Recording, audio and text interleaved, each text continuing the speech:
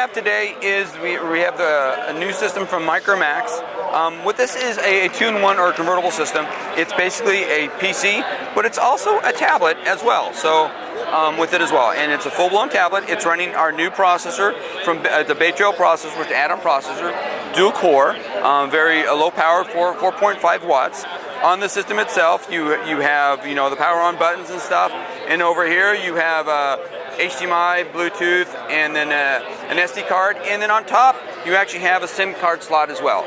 So very portable, very good tablet, but it also can be used as a full-blown PC, putting in the chassis with the communication with the actual keyboard as well. On specs, I said this is running our new processor, the N2805, which is the Bay Trail processor running at 1.4 gigahertz. The really special thing about this platform, not only is it running, it can run Windows. This is Windows itself, Windows 8 itself, but it can also be booted into Android. So let's go ahead and see what that is. So I'm going to go ahead, I'm going to shut down Windows here and restart it. And what it's going to do here is it's going to reboot the system, and when it reboots the system, it's going to prompt me on whether I want to actually run Windows or Android. And so what I'm going to select this time is Android, and now it's going to come up and boot up the Android OS versus the Windows OS. So let's go ahead and give it a few minutes to go through the BIOS checkup and confirmation there.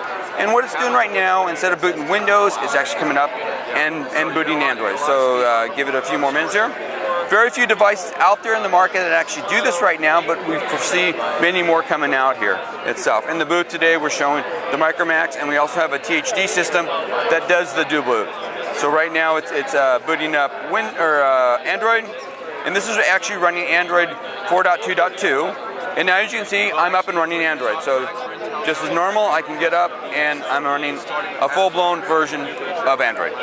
Since this is a dual boot system, I can also go from Android to Windows. So I'm going to shut down Android here. I get the menu that says boot Windows. I'm going to go ahead and click that. And go ahead and click on that. And now it's going to go from Android to actually booting Windows.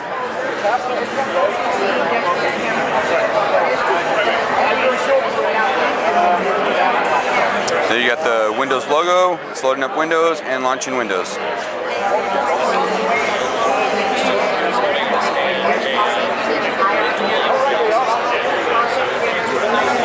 And here now you actually have Windows coming up.